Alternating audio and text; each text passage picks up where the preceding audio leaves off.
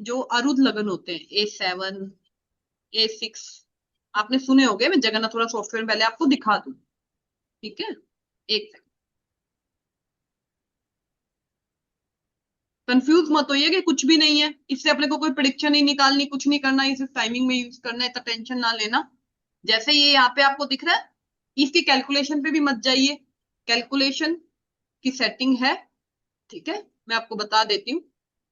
ये यहाँ पर आपको दिख रहा है A7 A6 A8 दिख रहा है। A7 का मतलब है, ये वाला जो A7 है वो 7th हाउस की एनर्जी लेकर बैठा है। A7 का मतलब है वो 7th हाउस की। A8 का मतलब है वो 8th हाउस की एनर्जी लेकर बैठा है, ठीक है। और A6 का मतलब है वो 6th हाउस की एनर्जी लेकर बैठा है। इसको टाइमिंग में और प्रिडिक्शन में दोनों में बता रही हूँ आज, ज्यादा टेंशन में मत आना, बहुत सिंपल रखिएगा, बहुत सिंपल, ठीक है, कुछ भी नहीं है ये। अब मुझे एक बात बताओ, इस जातक, ये इंदिरा गांधी का चार्ट है, ठीक है, नॉर्मल किसी भी जातक का चार्ट होता है ये। इस चार्ट के अंदर A4 का पदा 8th हाउस में है, मतलब चौथे घर की एनर्जी लेकर बैठा, ठीक है। तो क्या मैं ये बोल सकती हूं कि इस जातक के जीवन में प्रॉपर्टी से संबंधित इशू रह सकता है? ये बोल सकती हूँ कि नहीं बोल सकती? अरुद लगन का मतलब ही यही है, वो जो नंबर आता है ना, A4 A6 A7, उसका मतलब यही है, वो उसकी एनर्जी लेकर बैठा है। अब मुझे, या क्या मैं ये बोल सकती हूँ कि जब जब ये जातक प्रॉपर्टी खरीदेगा तब तब उसको दिक्कत आएगी, क्योंकि A8 और A6 दोनों के पदा बैठे हैं। 6 किसका है? डिस्प्यूट का। और A किसका है? 8 किसका है? परेशानी का। तो मैं बोल सकती हूँ कि नहीं बोल सकती ये बात? मैं अभी आपको एग्जाम्पल दिखाने जा रही हूँ कि हम अरुद लगन को या अरुद पदा को कैसे यूज कर सकते हैं। मैं कुछ एग्जाम्पल दिखाती हूँ। अब मुझे एक बात बताओ, टाइमिंग ऑफ इवेंट में अगर किसी का A7 तीसरे घर में पड़ा है, तो उस टाइम पे शादी होगी या नहीं होगी? तीसरा घर एक्टिवेट होगा, हो सकती है ना? क्यों नहीं हो सकती? इसकी कैलकुलेशन वही है, लगन से अगर मान लो पांचवें घर, लगन का स्वामी अगर पांचवें में गया तो उससे 5 आगे एक्टिव, मतलब 5 और गिन लो, ठीक है। तो AL अपना 9th हाउस में आ जाएगा, और 7th और 10th का कुछ एक्सेप्शनल है, लेकिन अपने इसमें सॉफ्टवेयर में सिंपल दिया हुआ है, इसको टेंशन मत लो, ये सही मैंने, और आपके जगन्नाथ में ऑलरेडी है, ठीक है, ऑलरेडी है, सिंपल उसको देख लेना। तो अब मुझे बताओ, आपके पास कोई नौकरी के लिए चार्ट आता है, मान लो नौकरी के लिए चार्ट आया, ठीक है। वो पूछता है मैडम मैं नौकरी कर सकता हूँ या बिजनेस कर सकता हूँ, ऐसे भी तो क्वेश्चन आएंगे ना, अपने को क्लियर करने ही है। तो उसमें पहला होता है कि 10th का स्वामी 6th में चला जाए, 10th का स्वामी अपने से छठा चला जाए, मतलब तीसरे घर में अपने से छठा चला गया ना, 10th का स्वामी 6th में चला जाए। या मुझे बताओ 10th में A6 का पदा पड़ा हो, तब भी मैं बोल सकती हूँ कि नहीं बोल सकती? 10th में A6 का पदा पड़ा हो, मैं बोल सकती हूँ कि नहीं? या 10th का पदा क्या होगा? A10, वो जाके 6th हाउस में पड़ा हो, मैं बोल सकती हूँ कि नहीं बोल सकती हूँ?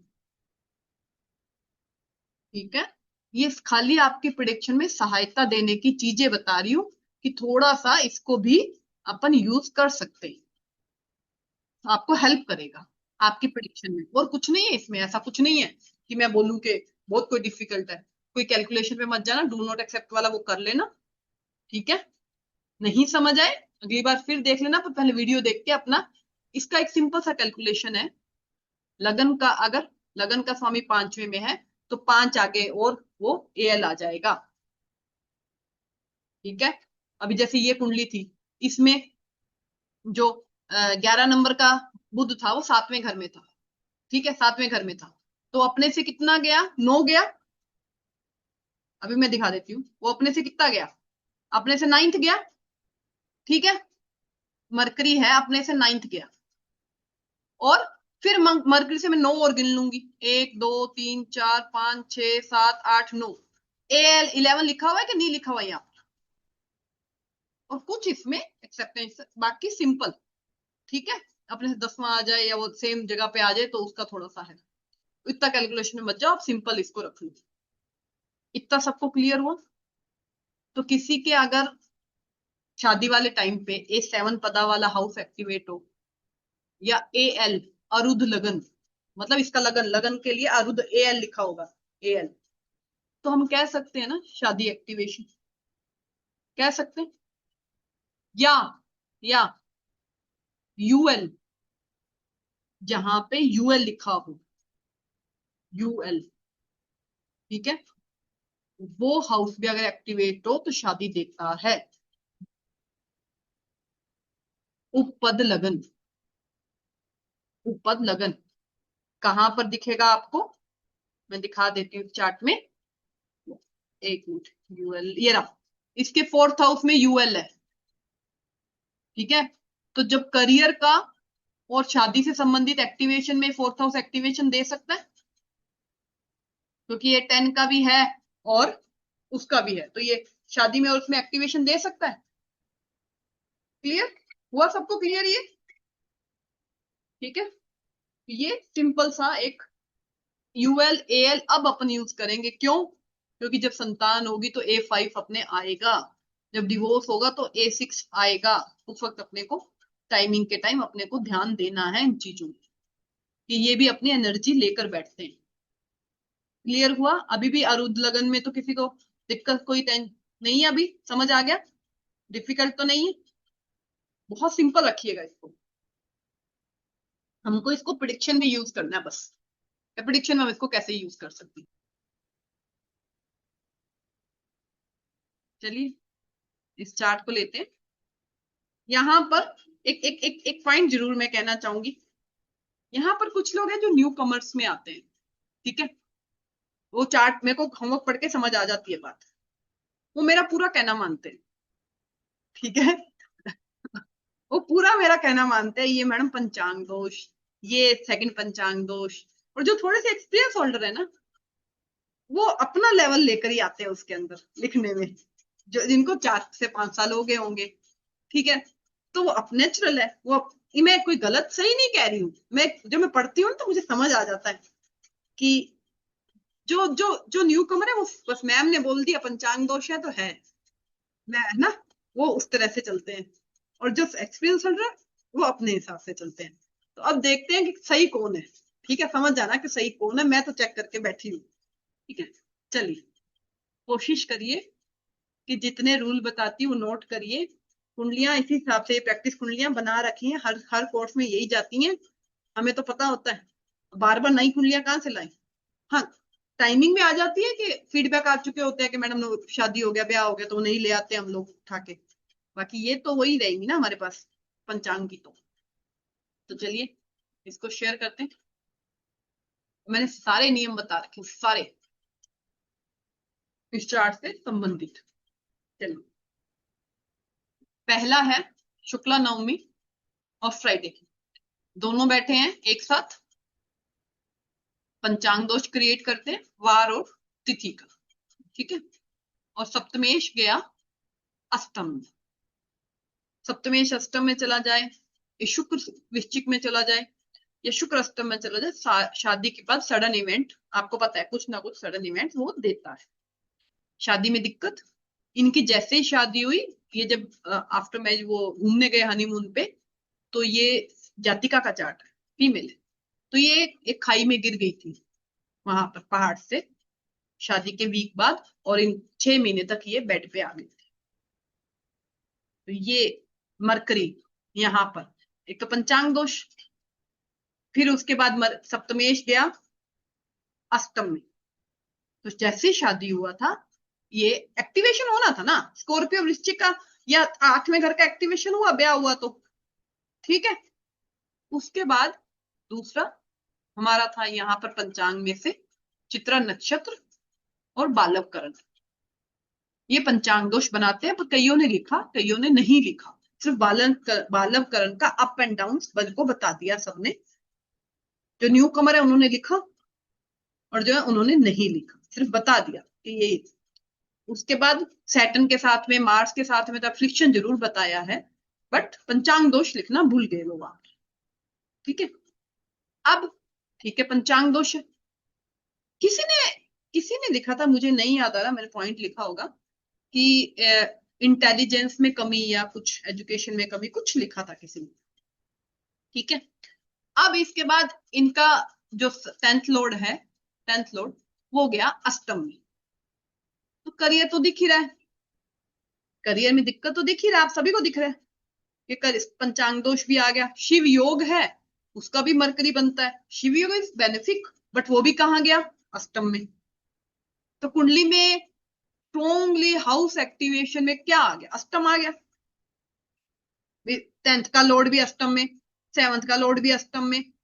पंचांग पंचांग की अगर मैं बात करूं, पंचांग घूम फिर के वही है, तो पंचांग दोष में जा रहा है या अष्टम में जा रहा है, घूम फिर के। अब मैं बताती हूँ इनकी लाइफ करियर की। ठीक है,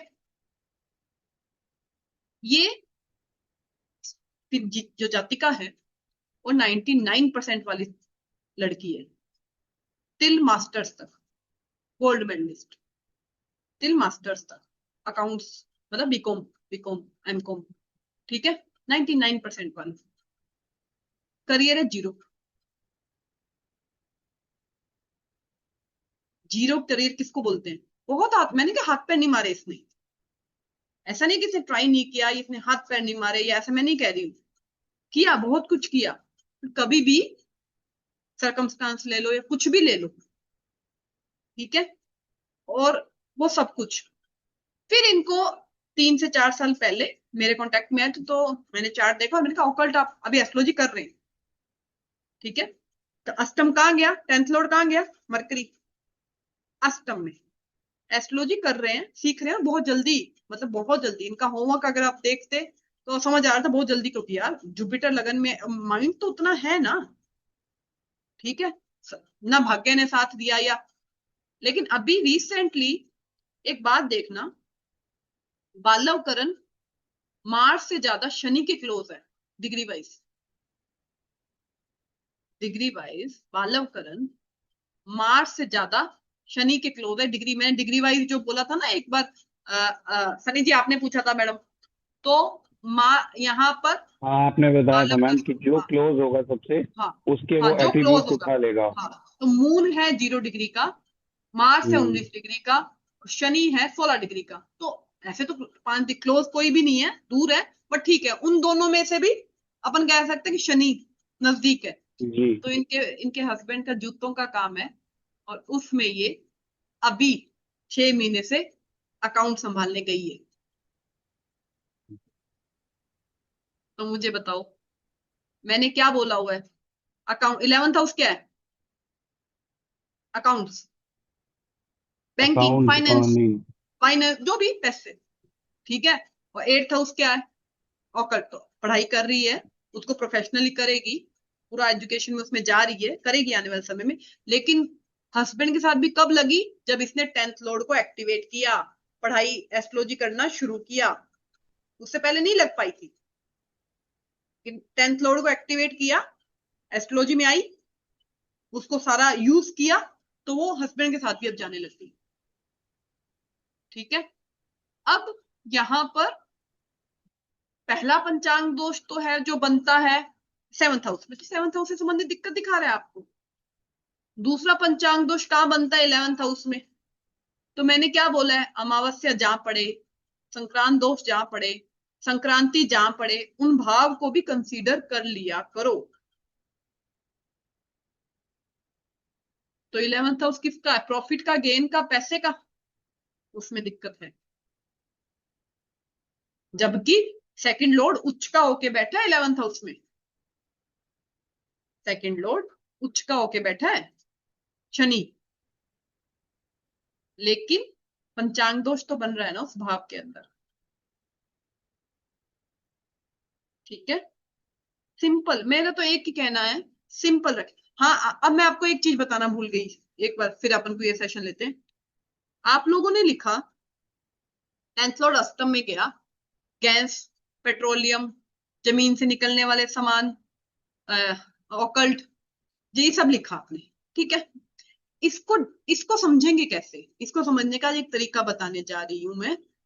क्या मरकरी पेट्रोलियम और गैस देगा जो आपने लिखा? क्यों लिखा? बहुत बड़ी बात बताने जा रही हूं।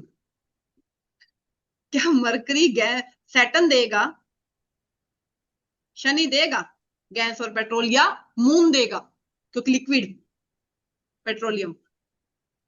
मरकरी तो कैलकुलेशन देगा, मरकरी तो ऑकल्ट देगा, मरकरी तो अकाउंटेंसी देगा। वहां पे ये चीज बहुत बड़ी बता रही हूँ, तो याद रखिएगा हमेशा। जमीन से जुड़े हुए काम, अष्टम भाव, जमीन से निकलने वाली चीजें, वो देगा मंगल और केतु। मैं ये नहीं कह रही हूँ हमेशा ऐसे लग जाएगा, लेकिन मैंने इसको ऐसे लगते हुए देखा है भाई, मेरे को तो पता ही लगता है इस तरह से। अपने प्रैक्टिस पर है, अपने कितना लगाएं। जैसे जैसे अपन बोलते हैं किसी को 10th लॉर्ड इन 3rd हाउस, ट्रैवल है, कम्युनिकेशन है, या स्किल है, या सिबलिंग के साथ में काम है, अपन बोलते हैं ये बात लगेगा। मैं नहीं कह रही नहीं लगेगा, लेकिन उसको और क्लैरिटी करने के लिए मंगल होगा तो सिबलिंग के साथ काम करवाएगा ना, मून होगा तो ट्रैवल करवाएगा ना, मरकरी होगा तो कम्युनिकेशन करवाएगा ना। मतलब मेरा कहने का मतलब है, आने वाले समय में आप इतना भी लेवल पे जा सकते हैं, ये पॉइंट लिख लीजिए। सिर्फ आपने क्या याद रखना है? ग्रहों का जो बेसिक कारक तत्व है, बेसिक कारक तत्व, कि वो क्या है, वो ग्रह क्या है, वो ग्रह कैलकुलेशन का है या गैस का है, वो जमीन का ग्रह है या वो पानी का ग्रह है। मैं सही बोल रही हूँ? बहुत सही चेक करोगे इसको आने वाले समय में, बहुत सही। केतु है, रिसर्च दे देगा आपको, केतु है रिसर्च दे देगा। राहु है आपको अंडर टेबल या सट्टेबाजी से पैसा, अनअर्न्ड मनी, मतलब वो ऊपर, वो दे देगा आपको। मतलब इस तरह से वो चेंज हो जाएगा। मरकरी है, लाइजनिंग का काम दे देगा, मीडिएटर का काम दे देगा। मतलब होता है ना ऊपर का पैसा मीडिएटर के थ्रू पे जो लेते हैं, वो वाला भी अष्टम से ही देखा जाता है, वो दे देगा। इस तरह से अपने को ना इसको स्पेसिफाई करना आज, ठीक है, मेरे लिए इजी है, ठीक है, लेकिन मैं पॉइंट दे के जा रही हूँ कि इसको याद रखिएगा। हम ठीक है 10th लॉर्ड इन अष्टम, करियर ऑकल्ट वोकल्ट सब बोल देंगे, लेकिन ग्रह के हिसाब से भी तो उसको स्पेसिफाई कर सकते हैं ना, कर सकते हैं ना। तो वो समय के साथ आ जाएगा, मैं नहीं कह रही आज ही आ जाएगा, पर देखिए मैं एक बात जानती हूँ, मैं कंसल्टेशन बहुत कम लेती हूँ, मैं कंसल्टेशन रोज नहीं लेती। और मैं भी हफ्ते में 2 या 3 ही दिन रखे हुए मैंने रखने के, मैं नहीं लेती हूँ। मेरा एक बहुत सिंपल सा रीजन है, मेरे को पढ़ना होता है, मेरे को पढ़ने में मजा आता है। कंसल्टेशन सिर्फ मैं आप लोगों को क्या पढ़ा पाऊँ, नई चीज मैं क्या सीखी हूँ, अब मैं अपडेट रहती हूँ ना। आज मैंने प्रैक्टिस रहती है बीसीपी की मेरी, वो छूट जाएगी मेरी प्रैक्टिस, कि आप कुंडली क्वेश्चन क्या है, या वो लेती हूँ। मैं बहुत रेयर लेती हूँ कुंडलियां, मैं अपने पढ़ने के दिन रखती हूँ, जैसे आज, या मेरा नक्षत्र का जब चलता था बैच, तो मैं 3 छुट्टियां रखती थी, संडे मंडे ट्यूसडे, मैं रखती हूँ अपना टाइम, ठीक है। तो वही लेकिन मेरे जितने भी कंसल्टेशन, जितने को भी मैंने दिए ना, सारे मेरे रिपीट है। कोई एक दो ठीक है, आप 10% ले लो, मैच नहीं किए होंगे मेरे एनर्जी के साथ, बाकी 90% रिपीट है मेरे पास कंसल्टेशन।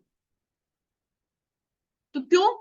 क्योंकि मैं कभी भी ये डराती नहीं, ना ही कभी मैं आलतू फालतू बात करती कि तुम्हारे घर में ये हुआ वो काहे का भाई। उसका जो प्रॉब्लम है वो पकड़ो, वो रो धो के जिसके लिए आया है, पैसे दिए हैं उसको पकड़ो, वो जिससे दुखी होके आया उस नब्ज को पकड़ो। वो नहीं पकड़ेंगे तो अपन नहीं जाएंगे। फिर इसको तो पता है, जिनको एस्ट्रोलॉजी का नॉलेज नहीं है ना, वो क्या बोलते हैं, इसको तो ये नहीं पता लगा मैं किस लिए आया हूँ, ये क्या पता है, बोलते हैं लोग, क्यों नहीं बोलेंगे।